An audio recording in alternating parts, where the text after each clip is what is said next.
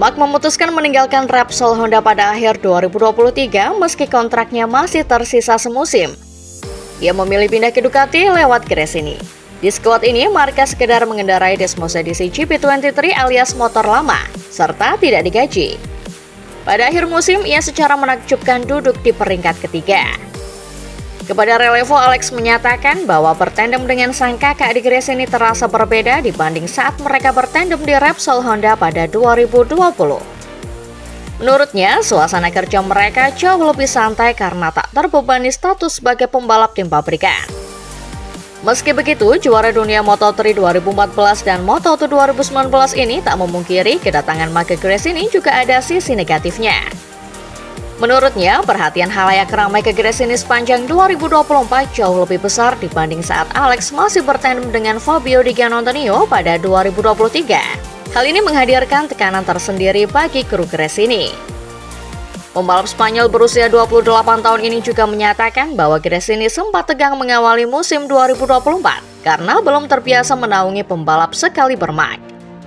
Meski begitu, setelah beberapa seri berlalu, mereka akhirnya bisa bekerja lebih santai dan bahkan lebih kompak.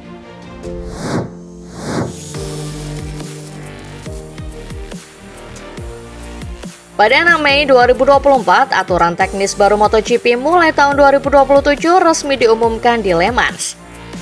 Inovasi terpenting adalah pengurangan kapasitas mesin menjadi 850 cc.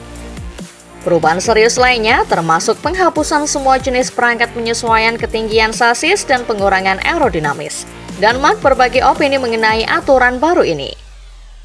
Menurut Marquez, motor 850 cc ini akan tetap bagus.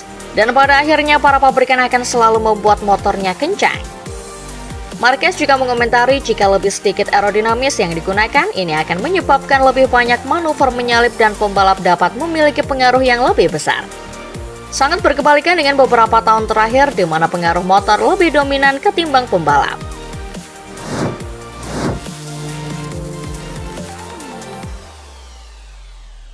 Martin sendiri sudah menjajal langsung Aprilia RSGP pada sesi tes resmi yang berlangsung pertengahan November lalu.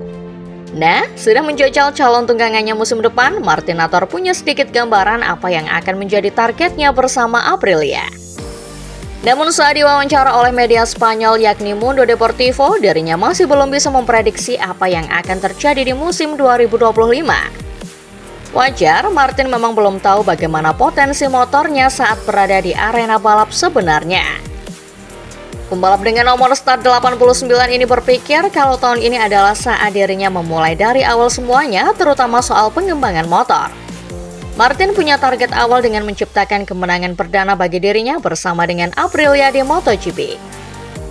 Saat ini Martin masih punya keyakinan kalau setidaknya ia akan kembali menjadi penantang juara dunia pada musim balap 2026 mendatang.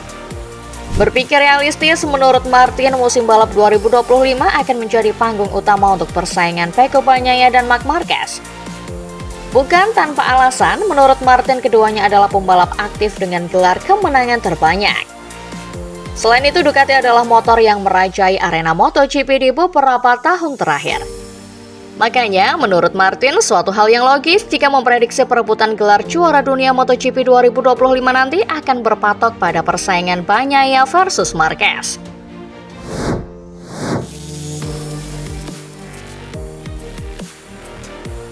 Ducati Lenovo adalah tim MotoGP 2025 yang akan menempatkan dua pembalap reguler yang memiliki total 11 gelar juara dunia. Namun begitu, dua gelar juara dunia terbaru yang masih memiliki nuansa MotoGP modern saat ini dipegang oleh Pecco Bagnaia dan hal ini sangat diketahui oleh rekrutan baru tim tersebut, Marc Marquez. Marquez pun sadar di tim Ducati Lenovo ini dirinya memiliki semua peralatan untuk perebutan gelar. Namun Marquez juga sadar ini adalah situasi yang belum pernah dia alami sebelumnya, dengan tiba di dalam tim dan orang yang memiliki peran utama adalah orang lain. Dan orang itu adalah Pecco Bagnaia, karena dia telah memberi Ducati dua gelar juara dunia dan memenangkan 11 balapan tahun lalu. Bagi Marquez, dengan kondisi seperti ini, logikanya Bagnaia lah yang memimpin tim Ducati di pramusim dan beberapa balapan pertama. Kemungkinan menggusur banyaknya dari pembalap nomor 1 Ducati pun baru bisa dilihat pada beberapa balapan berikutnya lagi bila Marquez bisa mengalahkan Bagnaia.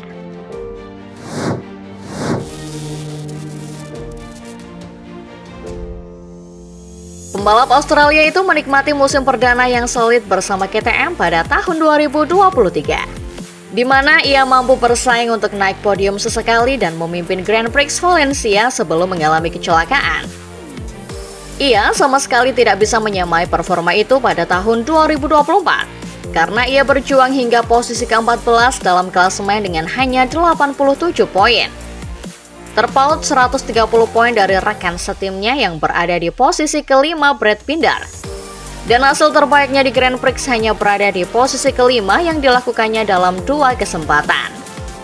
Miller sering kesulitan dengan getaran bagian belakang pada RC16, sementara tim KTM secara umum berjuang untuk beradaptasi dengan konstruksi ban belakang Michelin 2024. Ketika ditanya di akhir musim ini kapan terakhir kali ia merasa nyaman di atas motor, Miller menjawab tahun lalu, sebab tahun ini merupakan tahun yang sulit. Sebab tahun ini dengan ban baru, pembalap KTM pada umumnya mengalami kesulitan beradaptasi dengan itu. Miller kemudian menjelaskan menggunakan sasis yang sama seperti yang digunakan sejak Misano tahun lalu tidak membantu, jadi hasilnya tidak sesuai harapan. Miller menyebut GP Spanyol tahun lalu di mana ia naik podium di kedua balapan sebagai momen puncaknya bersama KTM. Namun ia bangga dengan kenyataan bahwa dirinya tidak pernah menyerah sedetik pun.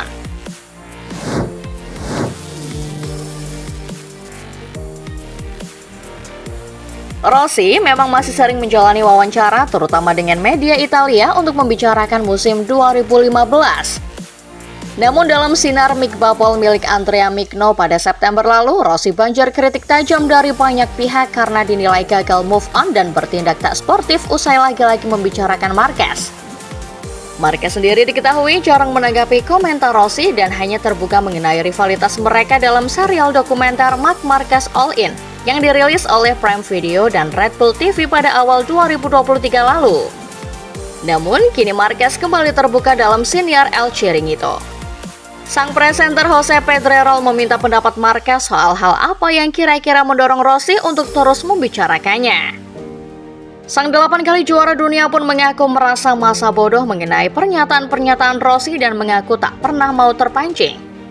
Marquez pun memberikan indikasi bahwa dirinya lebih tertarik untuk tetap fokus pada kompetisi alih-alih menanggapi ajakan sewor alias perang mental dari pembalap yang sudah pensiun seperti Rossi. Menurutnya, Rossi juga tak akan mendapatkan keuntungan apapun karena mereka sudah tak lagi berlaga di lintasan yang sama.